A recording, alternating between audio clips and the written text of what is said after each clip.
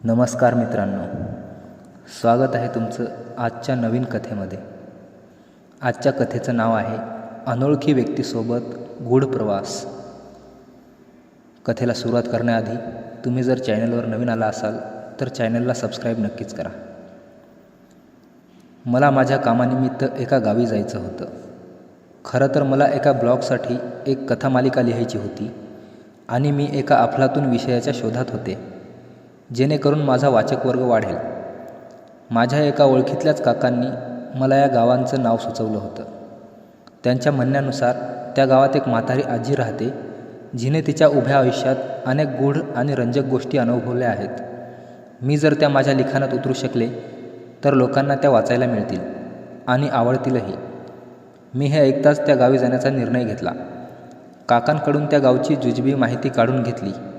त्या आजी कुठे राहतात, गावातल्या सरपंचाचं घर कुठे आहे, बसस्थानक कोणत्या दिशेला आहे, वगैरे वगैरे माहिती करून एका पेपरवर लिहून आखूनही ठेवली. आताच्या काळात GPS आणि मोबाईल फोनसारखी सुविधा असतानाही मी अशा पद्धतीने माझी तयारी करत होते. हे बघून माझी आई माझी खिल्ली उडवत होती. पण खरंच हे सगळं गरजेचं होतं. ते गाव कोकणातल्या सावंतवाडीच्या अत्यंत दुर्गम अशा भागात वसलेलं होतं. दिवसातून तिथे केवळ 2दाच एसटी बस जाते आणि एक दुधाची ट्रक्स. ही 2 वाहनं सोडली तर अन्य कुठलेही वाहन त्या गावी जात नव्हतं. नाही म्हणायला तसे 1-2 स्कूटर होते कोणाकोणाच्या गावात, पण तेही क्वचितच कधीतरी रस्त्यावरून धावायचे. गावातल्या लोकांचा प्रवास केवळ एसटी बसवर अवलंबून होता. तसेही तिथले लोक फार तर तालुक्याच्या ठिकाणी कामानिमित्त जायचे किंवा कोणा नातेवाईकांकडे जाण्यासाठी तालुक्यातील बसस्थानकातून दुसरी गाडी पकडून जायचे. गाव तसं सर्वगुण संपन्न होतं. लोक प्रामुख्याने भातशेती आणि नाचणी पिकवायचे. सोबतीला नाना प्रकारच्या भाज्या जसे की वांगी, बटाटा, मिरच्या, लसूण, केळी, विविध पालेभाज्या अशा भाज्या गावातच निर्मित करून लोक आपला उदरनिर्वाह करायचे.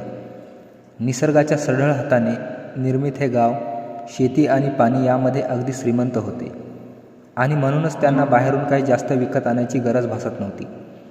शेतीसोबतच एक छोटेखानी दवाखाना आणि 4 खोल्यांची 4थीपर्यंत शाळा होती. वर्ग 4 होते, परंतु शाळेत शिकणाऱ्या मुलांची संख्या अवघी 3 होती आणि एक मास्तर होते. खरं तर या गावात कोणी तरुण मंडळी टिकलीच नव्हती. जो तो उच्च शिक्षणासाठी बाहेरगावी गेला तो फिरून गावात परत आलाच नाही. आपापलं बसस्थान त्यांनी वेगवेगळ्या शहरात हलवलं. गावी मात्र सगळेच म्हातारे लोक उरले होते आणि 1-2 तरुण जोडपी ज्यांना उच्च शिक्षित होता आलं नाही. नाईलाजाने त्यांनी शेती आणि गुरेढोरे सांभाळत गावीच वास्तव्य करण्याचा निर्णय घेतला होता. त्यांचीच ही इनमिन 3 मुलं गावातल्या शाळेत शिकत होती. गावात तशी वीज खूप उशिरा पोहोचली होती. शासनाच्या वारंवार पाठी लागून भल्या सरपंचानेही वीज गावात आणली होती. बाहेरगावी असलेल्या मुलांनी आपल्या म्हातारे आईवडिलांना TV आणि अन्य विजेवर चालणारी उपकरणं आणून दिली होती. त्यांच्या उपकरणांची परतफेड म्हणून तेवढाच विरंगुळा होता गावच्या लोकांना. परंतु मोबाईलची रेंज काही अजून या गावाला पकडता आली नव्हती. म्हणूनच 4 दिवस बाहेरच्या जगाशी संपर्क तोडून मी सगळं कसे मॅनेज करणार या चिंतेत मी माझा संबंध आदला दिवस घालवला होता. तशी तर मी नोमोफेबिक आहे, म्हणजे मोबाईल फोन हा माझ्या जीवनाचा इतका अविभाज्य घटक बनला आहे की जर माझ्यासोबत माझा फोन नसेल किंवा तो नेटवर्कमध्ये नसेल तर मला एक प्रकारची इन्सिक्युरिटी वाटते.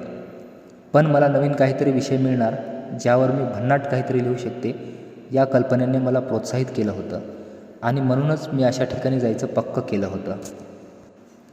मी बसमध्ये बसून माझा प्रवास सुरू केला. शहरातली बस बदलून मी गावच्या बसने त्या गावी कूच करत होते. तसा आजवर मला कोणताच बस प्रवास सुखकर वाटला नाही. त्याची खरं तर 2 प्रमुख कारणं आहेत. लहानपणी म्हणजे अगदी 13-14 वर्ष मी जेव्हा बसने प्रवास केला तेव्हा मला बस लागायची.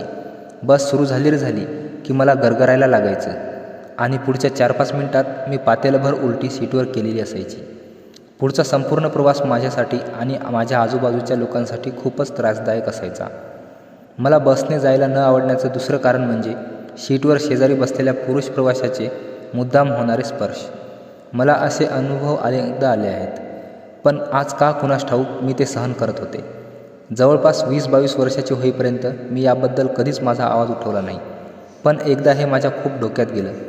मी अंधेरीतून विधाननगरीत मुंबई विद्यापीठात माझ्या कामानिमित्त बसने चालले होते. आणि मी बरीच लोक बसच्या मधल्या पॅसेजमध्ये उभे होते. त्यातलाच एक माणूस जो की मुंबई विद्यापीठातलाच होता, कारण तोही उतरून विद्यापीठातलंच चालला होता, किमान माझ्यापेक्षा दुप्पट वयाचा असेल. गर्दीच्या बहाण्याने तो माझ्या मांड्यांना मुद्दाम हात लावत होता. 1-2 स्पर्शानंतर मला जाणवलं की हे तो मुद्दाम करत आहे. त्यावर मी लगेच त्याला उद्देशून जोरात बोलले की तुमचा हात तुमच्या बॉडीजवळ ठेवा, तो माझ्या बॉडीजवळ जास्त येतोय. यावर कंडक्टरने पण मुद्दाम तिकीट काढण्याच्या बहाण्याने आमच्या दोघांमध्ये जागा केली आणि बराच वेळ त्याच जागेवरून तिकीटं फाडली.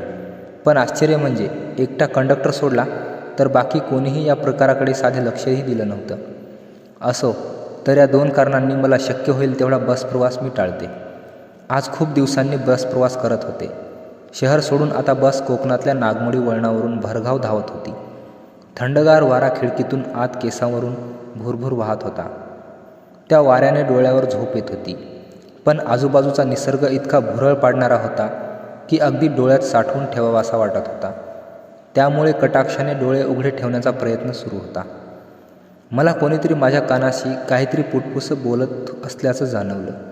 मी मान वळवून पाहिलं तर एक मध्यमवयीन माणूस माझ्या शेजारी बसून मला विचारत होता, काय कुंभढ्यात चाललास वाटता? हे विचारून झालं तरी त्याचे वटारलेले डोळे आणि आव असलेलं तोंड अजूनही तसंच होतं. मला त्या माणसाकडे बघून थोडी विचित्र जाणीव आली.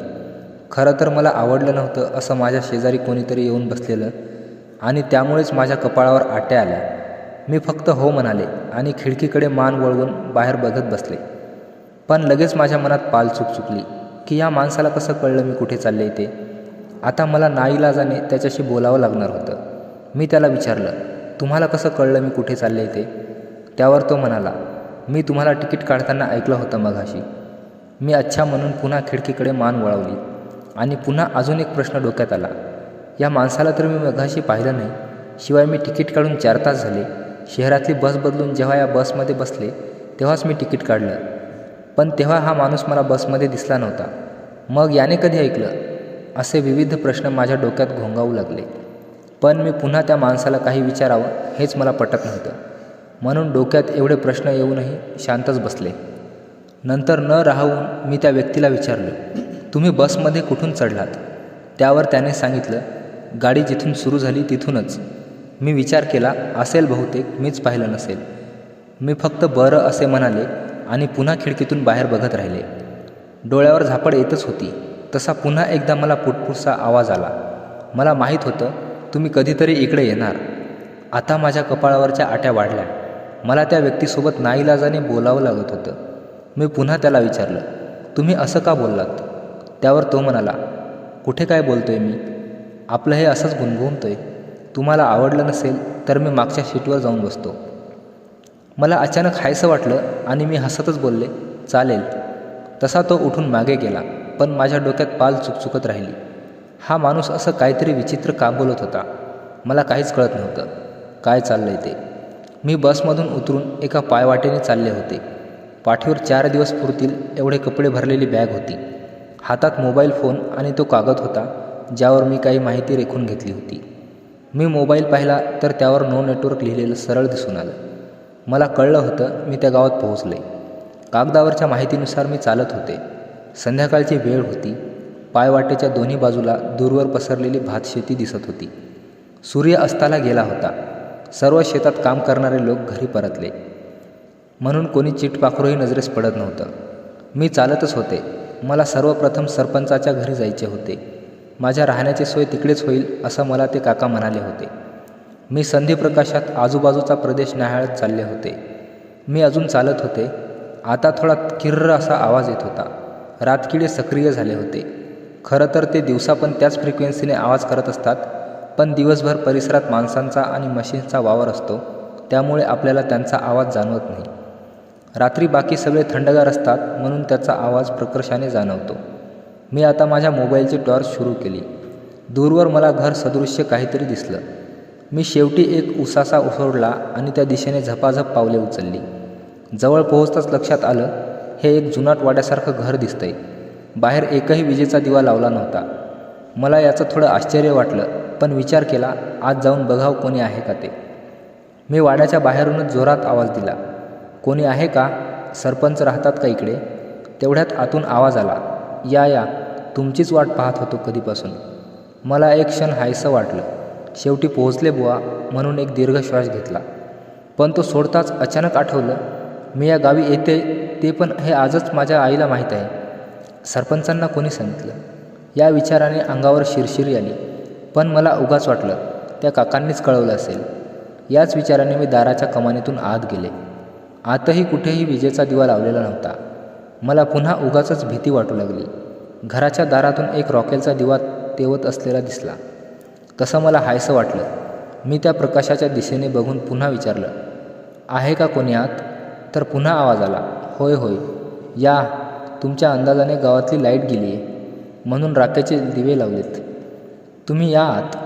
या आवाजासोबत मला अंधारात कोणीतरी हातवारे करून बोलवताना हेही दिसलं. आता माझी खात्री पटली की घरात सरपंच आहेत बहुतेक, पण काळोखात कोणीच नीट दिसत नव्हतं. मी मोबाईलची टॉर्च चालू ठेवूनच आत गेले. बाजूला खाटेवर कोणीतरी पहुडलंय एवढंच दिसत होतं. मला त्यांनी आतल्या खोलीत जाण्याचा इशारा केला. ती खोली कदाचित बैठकीची खोली असावी. डाव्या बाजूला एक दरवाजा होता. मी तिथून आत गेले. ते बहुतेक स्वयंपाकघर होते. चूल पेटत होती आणि चुलीवर एक पातेलं ठेवलेलं होतं. पातेल्यात काहीतरी शिजत होतं, कारण त्यातून बुडबुडे निघत असल्याचा आवाज येत होता. स्वयंपाकघराच्या आतही अजून एक दरवाजा होता. तिथून कोणीतरी आत आलं, साडी सावरत असल्यासारखं. मी अंदाज लावला, या बाई सरपंचाच्या बायको असतील. अंधारात केवळ काळ्या आकृत्या दिसत होत्या. कोणाचा चेहरा नीट दिसत नव्हता. शिवाय टॉर्च यांच्या तोंडावर मारून त्यांचा चेहरा बघणे मला थोडं असभ्य वाटलं. त्यामुळे मी थोडी हैराण झाले होते. त्यांनी माझ्याकडे पाहून खोल आवाजात म्हणाल्या, या या, तुमचीच वाट बघत होतो. ह्यांनी सांगितलं एका माणसाचं जेवण जास्त बनव म्हणून हे काय तुमच्यासाठी जेवण शिजवत ठेवलं आहे. एक मुंडी बस होईल का तुम्हाला? मला एक क्षण मी जे काही ऐकलं त्यावर विश्वास बसला नाही. मला वाटलं माझ्या ऐकण्यात काहीतरी गल्लत होते. वाटलं कदाचित त्या भेंडी किंवा अंडी म्हणाल्या असतील. मला अंधारात अशा ठिकाणी भीती वाटते म्हणून माझा मेंदूही तशाच गोष्टी बनवत असेल असं मला वाटलं. तरीही शंकेचं निरसन म्हणून मी थोडं पुढे जाऊन पातेल्यात वाकून पाहण्याचा निर्णय केला. आणि मी जे पाहिलं त्याने माझ्या अंगातील सर्व अवसान गळले. माझ्या तोंडातून जोरात किंकाळी निघाली.